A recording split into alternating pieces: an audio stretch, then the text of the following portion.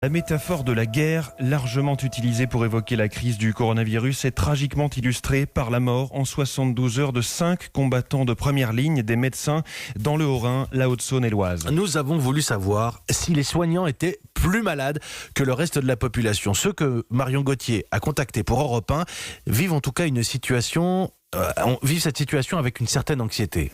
Tous les jours, on a du personnel qu'on apprend, qui est positif, qui a été testé.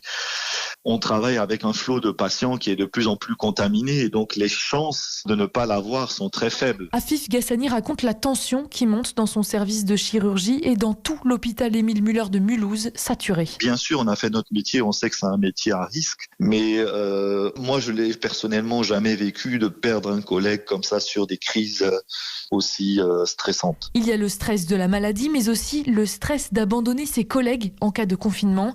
Des soignants d'autant plus exposés que l'hôpital n'accueille plus que les cas graves de Covid-19, explique François Bricaire, infectiologue et membre de l'Académie nationale de médecine. Quand on est en plus éventuellement avec une forme plus sévère, le risque d'avoir davantage de virus, d'agents infectieux en général est plus grande et donc le risque de contaminer des personnels qui s'occupent de vous est grande. En revanche, pour les soignants comme pour le reste de la population, ce n'est pas le degré d'exposition au virus qui fait la gravité de la maladie, mais simplement la capacité de chaque organisme à résister.